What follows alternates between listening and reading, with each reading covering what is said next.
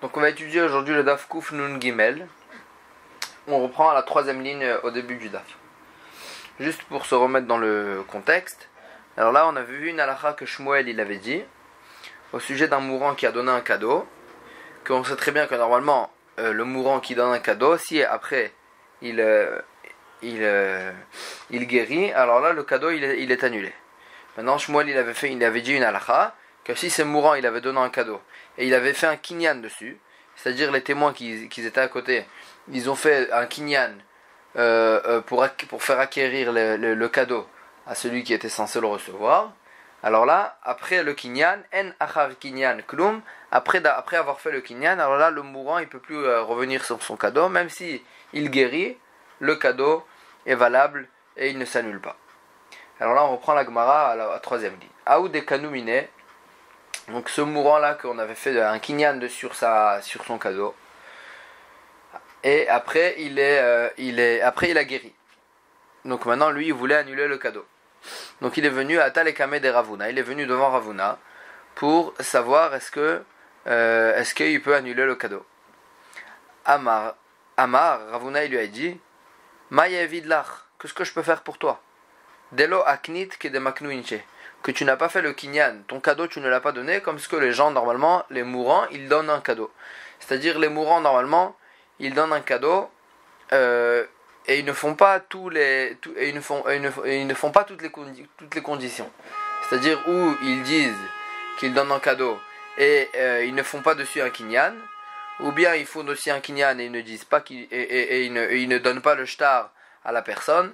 Mais toi, tu as dit que tu allais lui donner le cadeau, et lui as donné un shtar dessus, un contrat dessus, et tu as fait dessus un kinyan. Dans ce cas-là, comme ce que Shmuel il a dit là, halakha, que le shriv mera, le mourant, il peut pas revenir sur son cadeau. Donc ça que Ravuna il lui a dit, qu'est-ce que je peux faire pour toi que tu as fait un tel kinyan.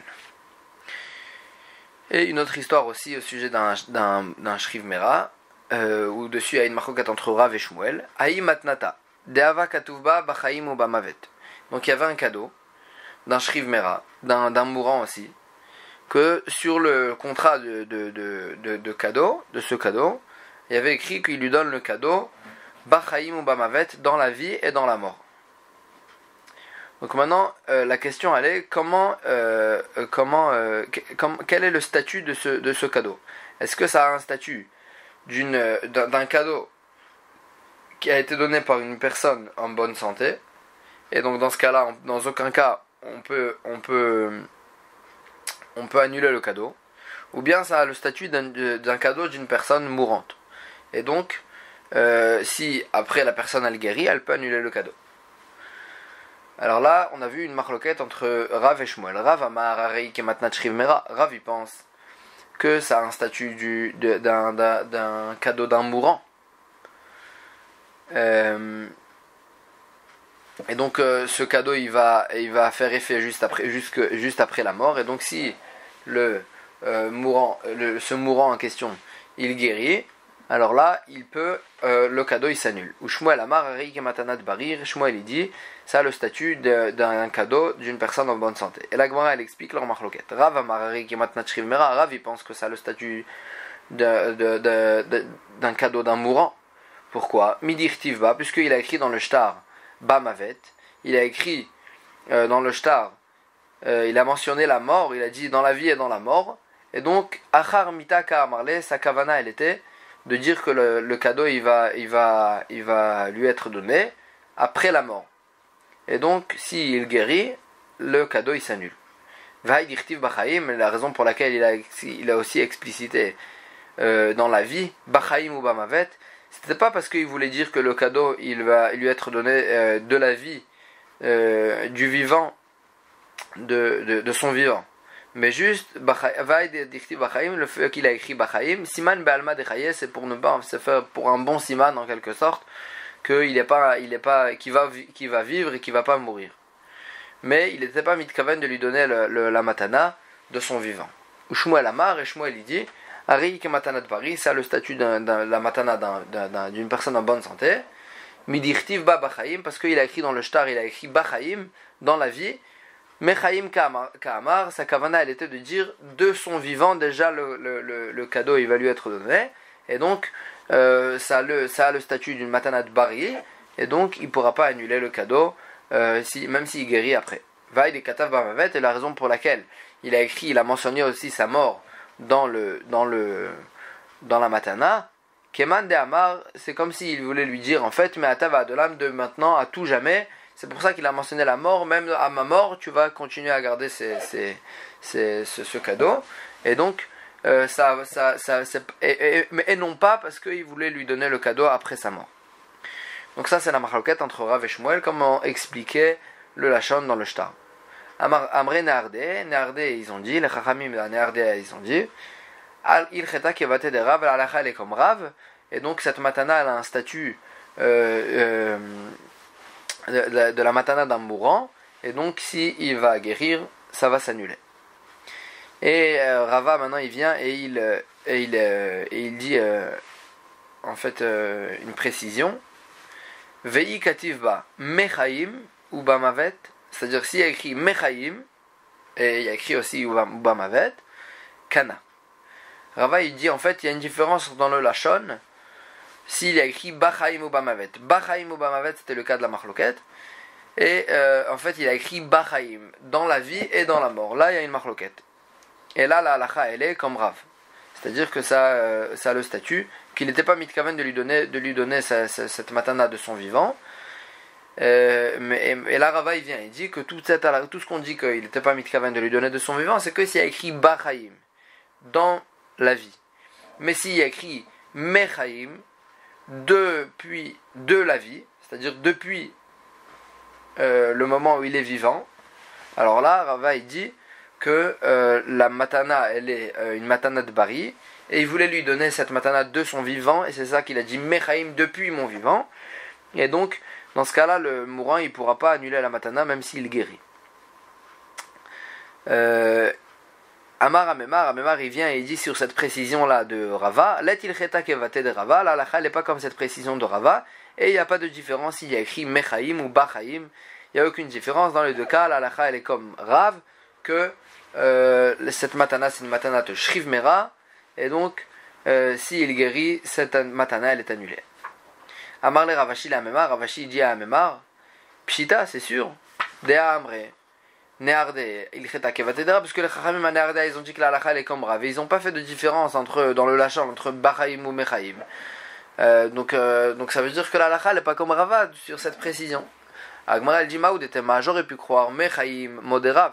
J'aurais pu croire que s'il a dit Mechaim, alors là même Rav il est modé, que il voulait lui dire en fait de mon vivant, que la matana elle est de mon vivant, et donc on va, s'il va guérir, la matana elle va s'annuler. Kamash Malan, c'est pour ça que Amemar il est venu nous apprendre au Chidouche que non, cette précision de Rava, Rav il tient pas cette précision, et donc la halakha elle est comme Rav, et il n'y a aucune différence entre Mechaim et Bachaim. Là la Gemara elle ramène une histoire à ce propos. Aoud et Atal et Kame, de Rav Nachman les Neardea. Il y a une personne qui est venue devant Rav Nachman à Neardea pour lui poser la question sur une matana d'un shriv mera où il y avait écrit dedans Bachaim ou Bamavet, donc dans le cas où il y avait la machloket entre Rav et Shmuel.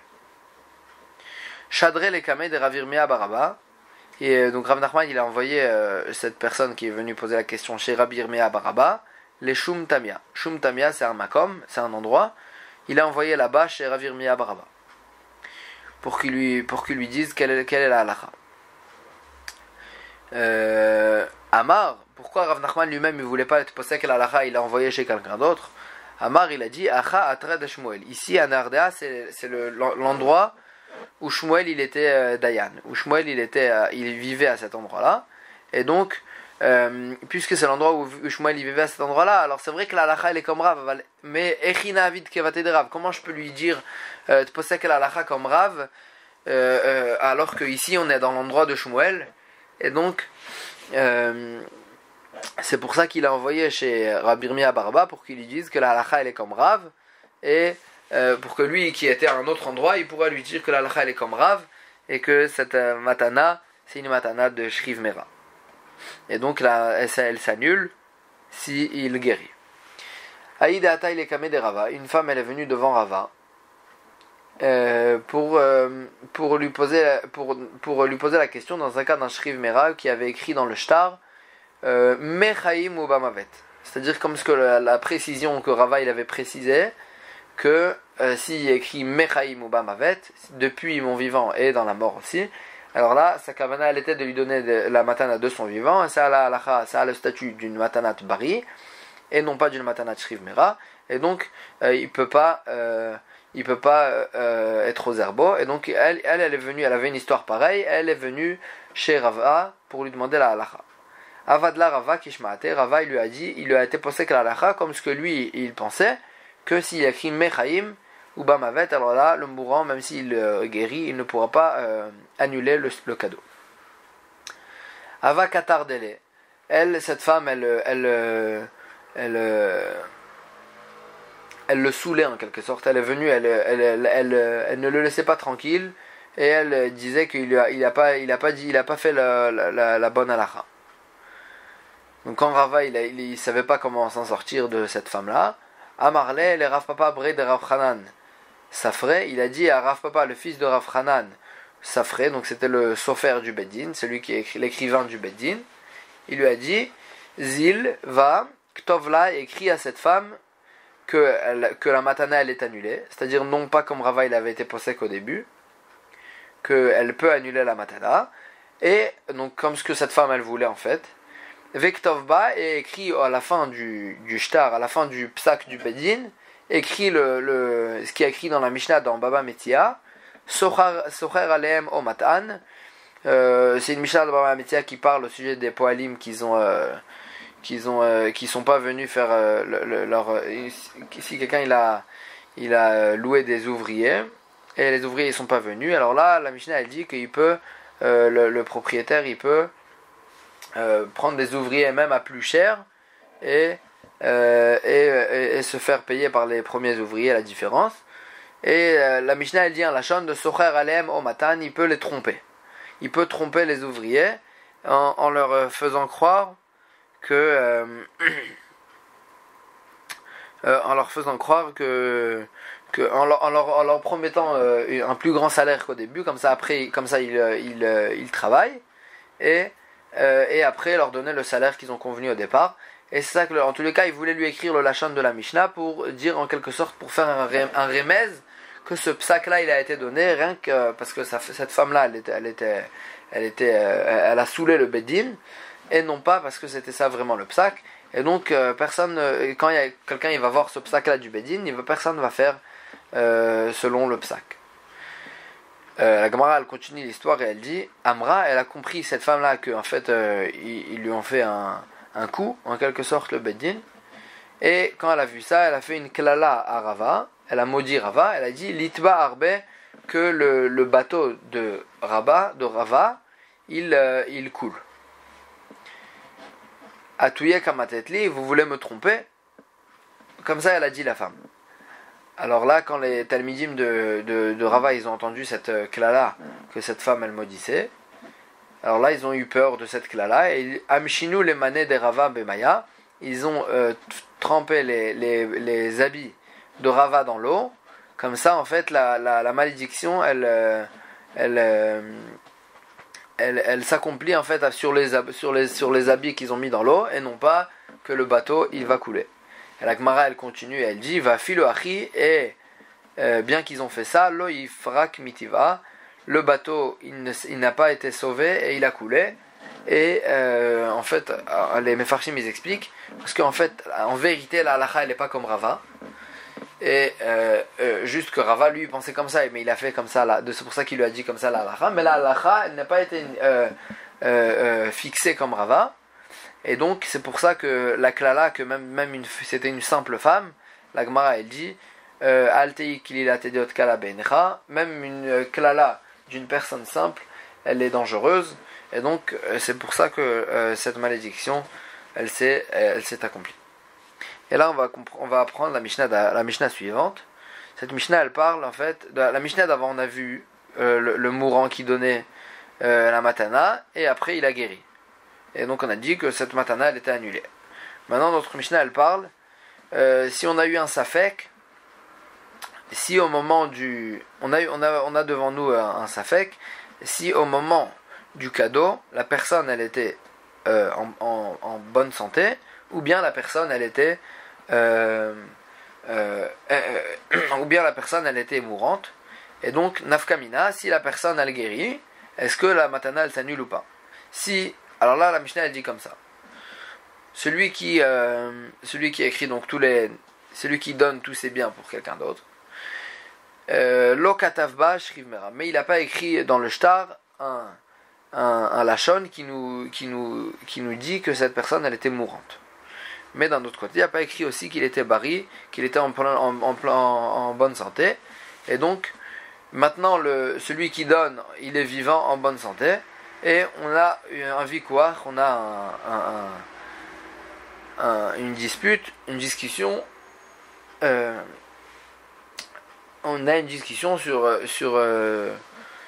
son statut médical au moment où il a donné la matana. Ou Omer, celui qui est donc la personne qui donne en fait le cadeau, elle dit shriv mera haïti, j'étais mourant à ce moment-là, et donc maintenant que je guéris, j'annule la matana. Vehen omrim, et eux, donc ceux qui étaient censés recevoir le cadeau, ils disent bari haïta, non, tu étais en bonne santé, et donc tu peux pas annuler le cadeau. Alors qui est-ce qui doit ramener une preuve? On voit une machloquette. Tsarir, lavi raya sheshriv meraya, d'ivri Rabbi Meir. Rabbi Meir il dit que celui qui donnait le cadeau, en fait, c'est lui qui doit amener une preuve qu'il était mourant. Et s'il ne ramène pas de preuve qu'il était mourant, alors là, le cadeau il est valable. Et tant qu'il ne ramène pas une preuve qu'il était mourant, le cadeau il était valable.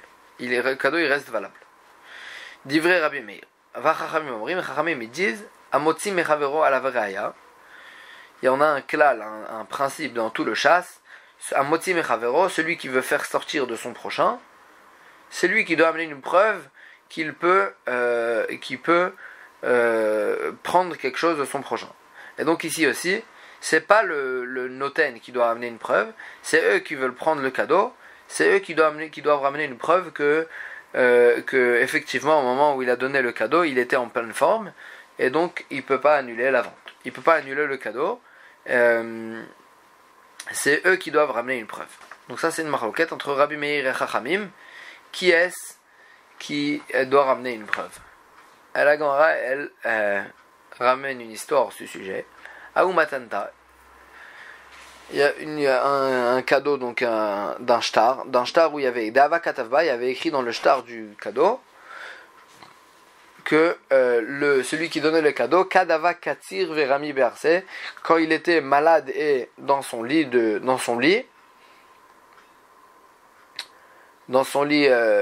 malade, il a donné le cadeau. C'est ça qu'il y avait écrit dans le shtar. Velo Katava, mais il n'y avait pas écrit dans le shtar ou Migo Mar'e Iptar Lebe Olame, mais il n'y avait pas écrit dans le shtar que de sa maladie il est mort. Il n'y a pas écrit que dans sa maladie, il est mort. C'est-à-dire, les édim, ils ont écrit le shtar après que la personne, elle est morte. Maintenant, la personne, elle est morte. Maintenant, dans le shtar, les édim, ils n'ont pas écrit que après cette maladie, la personne, elle est morte. Comme ce que, normalement, ils écrivaient dans tous les shtars des mourants. Les édim, ils écrivaient un shtar après la mort et ils écrivaient que quand la personne, elle était malade, elle nous a dit ainsi. Et maintenant, et de cette maladie, il est mort. Ça, c'est ce qu'on écrivait habituellement. Maintenant, eux, ils n'ont pas écrit que de cette maladie, il est mort. Mais la personne, elle est devant nous et elle est morte. La question, elle est que peut-être qu'en fait, la personne, elle a guéri et elle est morte d'une autre maladie. Et donc, du moment où elle a guéri, la matana, elle est annulée. Et après, quand il est mort d'une autre maladie et ça n'a aucun rapport. Et donc, la matana, elle reste annulée.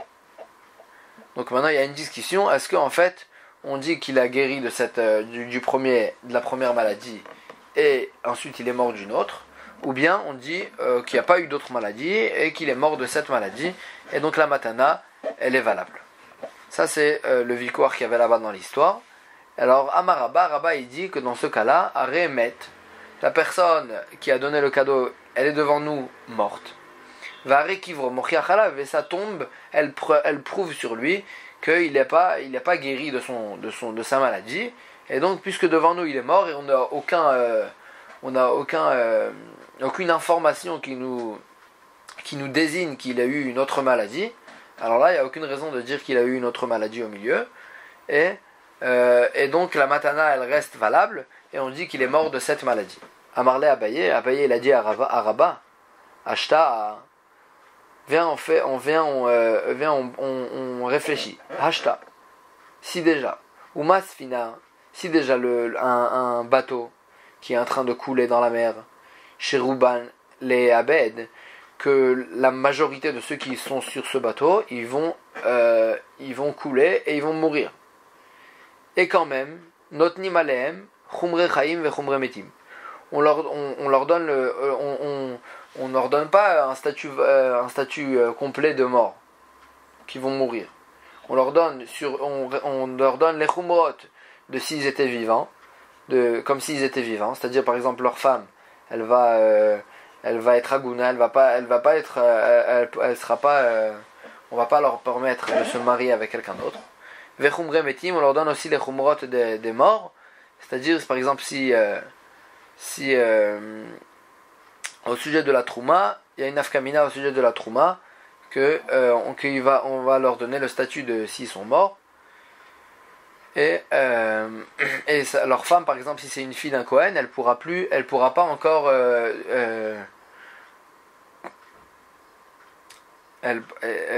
excuse-moi, si lui c'était un Kohen,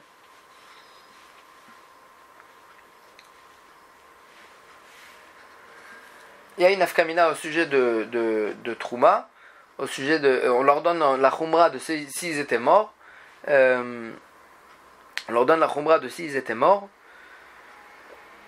et c'est-à-dire dans le cas où si c'était une fille d'un Kohen qui s'est mariée avec un Israël, alors là normalement elle n'a pas le droit de manger la Trouma jusqu'à que son mari y meure, elle peut pas retourner chez son père pour manger la Trouma. Donc maintenant si son mari il était sur ce bateau, alors là elle reste interdite de manger la trouma, comme on leur donne le statut d'un chumre chaim, comme s'ils étaient vivants. Donc en fait on revient à notre sujet. La Gemara elle dit elle fait un kalvachomer en quelque sorte. Si déjà dans un bateau que normalement tout celui qui est sur le bateau il meurt, alors là quand même on leur donne misafek, on leur donne des chumrot comme s'ils étaient vivants. Alors là, cholim, des malades, shirov cholim, les chaim, que la majorité des malades, ils guérissent, ils restent vivants. Lokol sheken, est-ce que, à plus forte raison, qu'on devrait craindre que ce malade, il a guéri de sa maladie, et quand il est mort maintenant, c'est d'une autre maladie? Donc comme ça, Abaye, il a posé la question à Rava. Araba. Amaravuna, Brede Ravi Yoshua. Donc ça c'est une marloquette entre Abaye et Rabba, ça reste une marloquette. Maintenant, Ravuna, le fils de Ravi Yoshua, il vient expliquer en fait la vie de Rabba. Et il dit Keman Azla Hashma'ata de Rabba, comme qui ça va cette halakha qu'il a dit Rabba, qui est Rabbi Nathan. Comme Rabbi Nathan dans la braïta suivante. Detania. On en a vu dans une braïta, donc dans un shtar où il n'y avait pas écrit dessus si le noten il était mourant ou bien en bonne santé. Et maintenant ils sont mitvakrim, il y a une discussion quel était son statut au moment où il a donné le cadeau. Mi motzi mi admi, qui est-ce qui peut faire sortir le cadeau de qui? Alors la braïta elle dit hu motzi mi yedem belo reaya. Lui, donc celui qui était censé donner le cadeau, il peut faire sortir le cadeau de leurs mains, Beloraya, sans preuve, il n'y a pas besoin de prouver qu'il était mourant au moment du cadeau. Vehen et eux, En Motin Miado et la Beraya, ils ne peuvent faire sortir le cadeau de la main de celui qui est censé leur donner, seulement juste avec une preuve, seulement s'il prouve qu'il était en bonne santé au moment du cadeau. Divrei Rabbi Yaakov, ça c'est Rabbi Yaakov. Rabbi Nathan Omer, Rabbi Nathan il dit Im barihu, si maintenant quand on vient en Beddin, il est en bonne santé, Alav laviraya shayash rivmera. C'est lui qui doit ramener une preuve qu'au moment où il a donné le cadeau, il était mourant. Ve'im shrivmerahu, et si maintenant, quand il vient devant nous au Beddin, il est encore mourant, Alem laviraya shebariaya, c'est eux qui doivent ramener une preuve qu'au moment où il a donné le cadeau, il était en bonne santé. C'est-à-dire, en quelque sorte, Rabbi Nathan il vient et il dit on va d'après le statut de maintenant. C'est-à-dire que si maintenant il a un statut A par exemple, alors si celui qui veut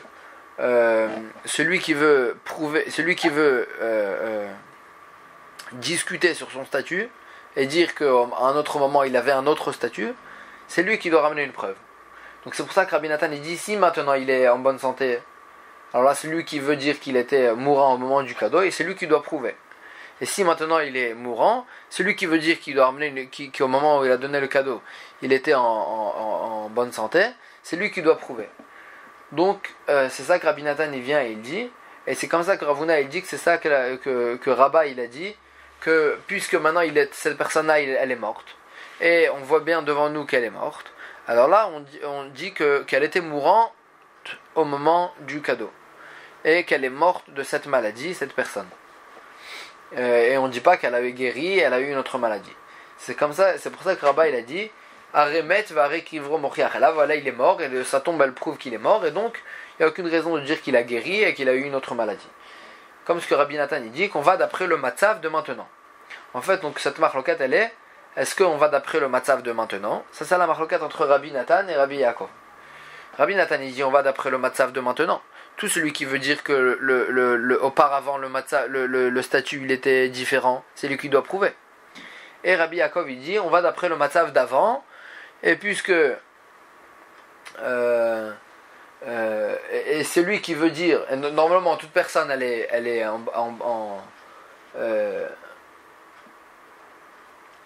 et donc c'est eux qui doivent prouver, et donc puisque auparavant les nechassim ils appartenaient au noten, alors celui qui veut faire sortir les nechassim les biens du noten, c'est lui qui doit prouver.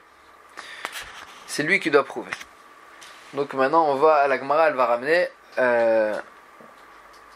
cette marloquette. En fait c'est une marloquette quand on rentre dans les profondeurs de cette marloquette, c'est une marloquette qu'on peut traduire dans plein d'autres sujets. Est-ce qu'on va d'après le statut de maintenant, et tout celui qui veut dire que le statut il a été changé auparavant, il a été autre auparavant, il doit approuver, ou bien on va d'après le matzav qu'il y avait auparavant, qu'on était sûr qu'il y avait auparavant, et tout celui qui veut dire que ça a changé, c'est lui qui doit prouver. Et là, Gemara elle ramène au sujet de Touma, une autre halakha, que là-bas on va retrouver aussi cette marloquette. On sait très bien qu'il y a des différentes halakhot entre un domaine public et un domaine privé au sujet de Touma. C'est-à-dire s'il y a un safek, si une personne elle est devenue tamée, alors là il y aura une différence, une nuance, où est-ce que ce safek il s'est passé. C'est-à-dire si une personne elle a un safek, est-ce qu'elle est passée au-dessus d'un mort, d'une tombe, qu'elle devient tamée, mais elle a un safek, est-ce qu'elle est passée au-dessus de cette tombe. Alors là la question elle est où on se trouve. Si on est dans un domaine public,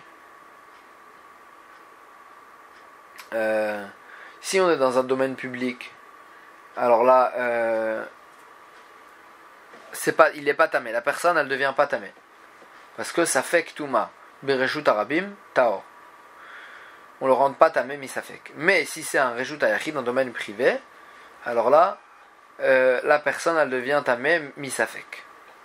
La Gemara elle apprend ça des psukim, etc. Mais ça c'est la halacha dans la Touma. Et là on va commencer, on va prendre le cas. Amar Rabbi Elazar il dit ou les Touma qui est marloquet. Dans le sujet de la Touma, il y a une marloquet, Detnan, comme ce qu'on a vu dans une Mishnah dans Taharot. Bik'a, Donc Bika, c'est une vallée qui est pleine de champs donc avec des récoltes, et elle est entourée d'une barrière. Donc quel est son statut?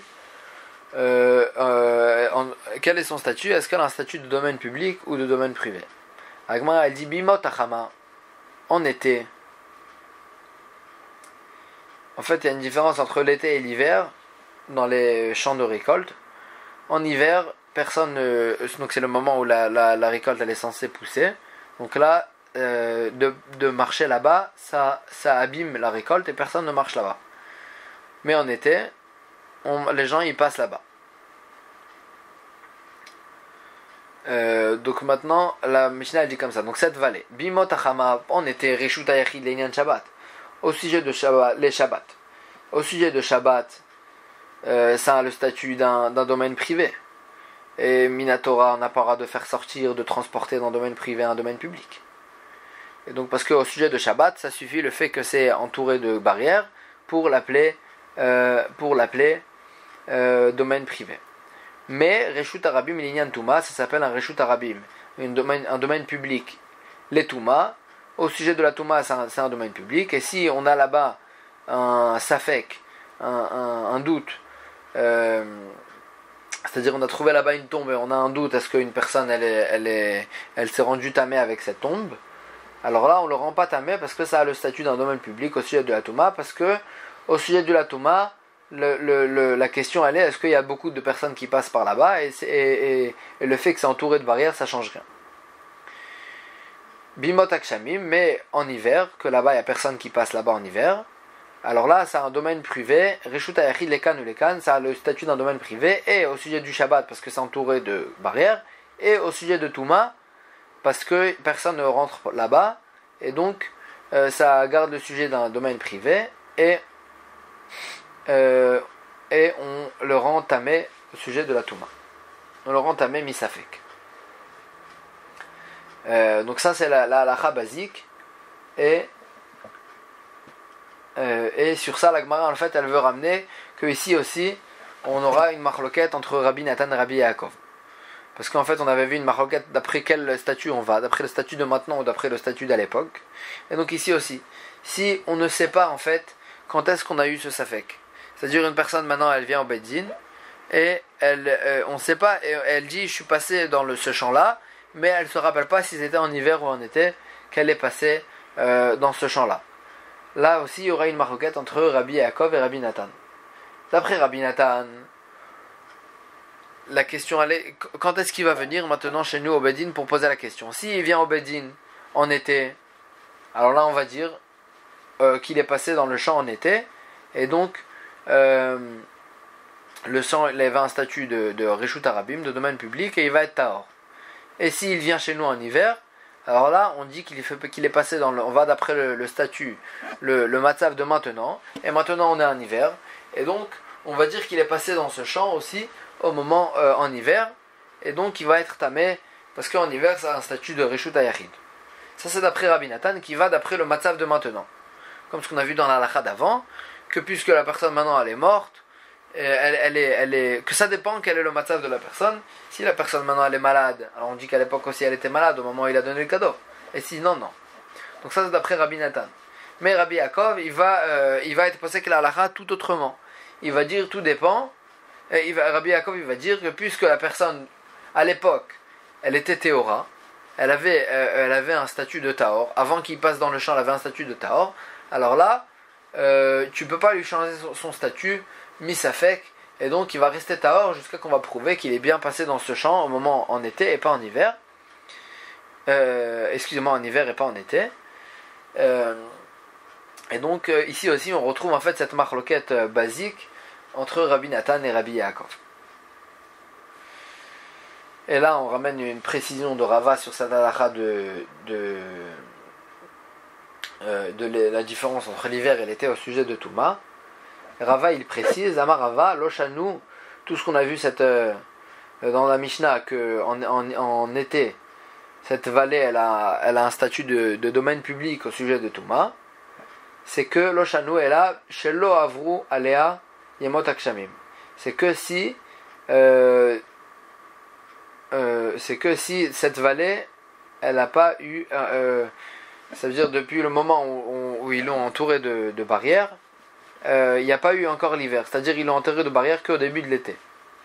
Aval, Avrou Alea Yamot Akshamim, mais si est passé sur cette vallée l'hiver, et donc ça a fixé son statut de Reshut Hayachid en tant que domaine privé. Alors là, même après en été, l'été d'après, Reshut Hayachid, son statut il est fixé et il reste que c'est un Reshut Hayachid et au sujet de Touma et au sujet de Shabbat.